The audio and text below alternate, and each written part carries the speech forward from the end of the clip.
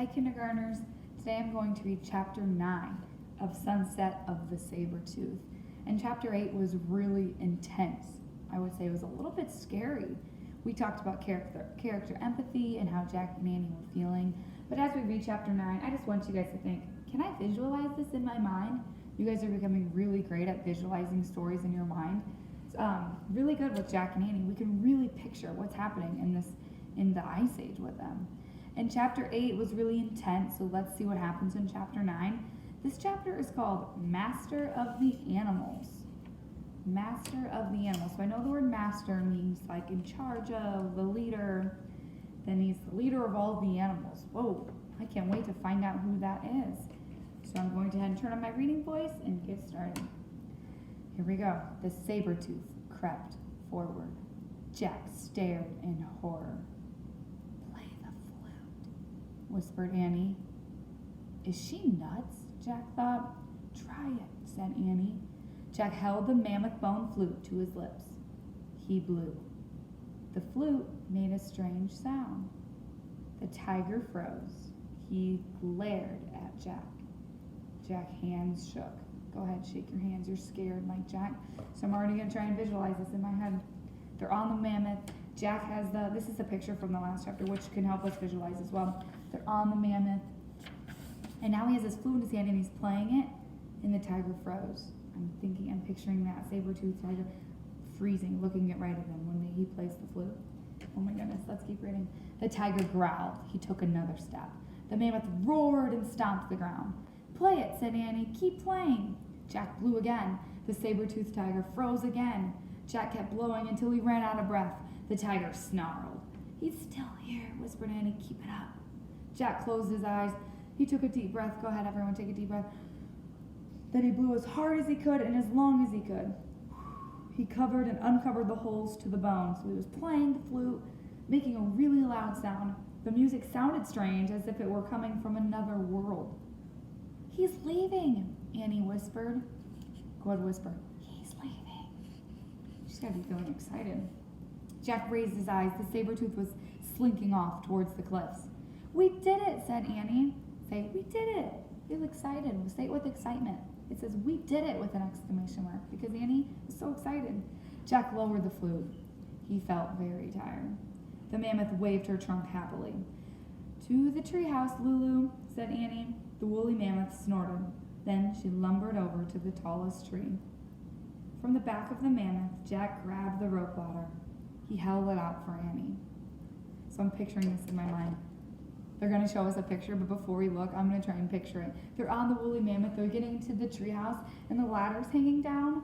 But since they're on the mammoth, the rope is sort of just hanging there, and they could sort of just get on it in the middle of the ladder. So I'm picturing that.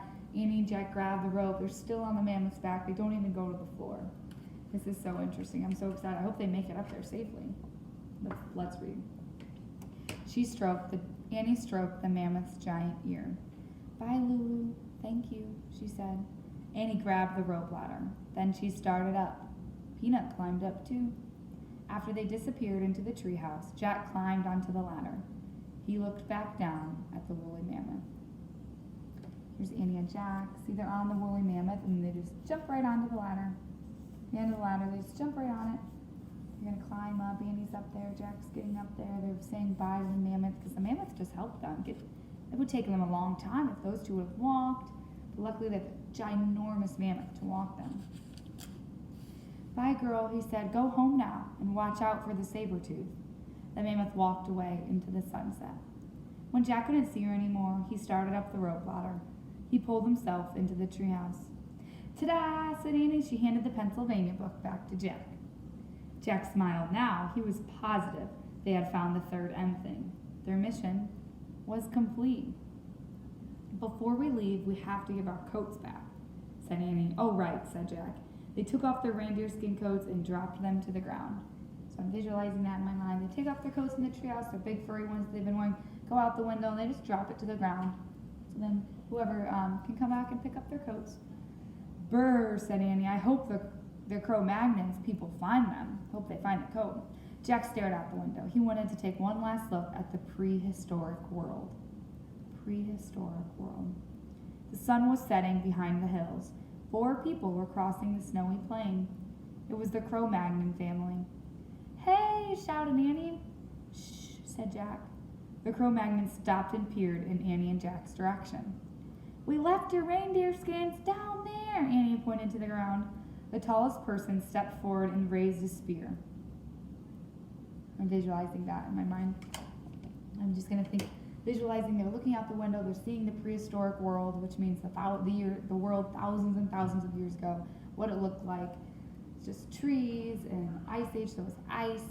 And they see the Cro-Magnon standing there. They have their spear.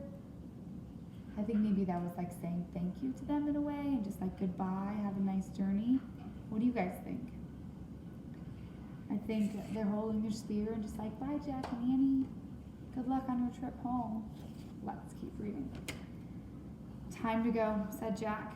He grabbed the Pennsylvania book. He found the picture of Frog Creek and pointed at it.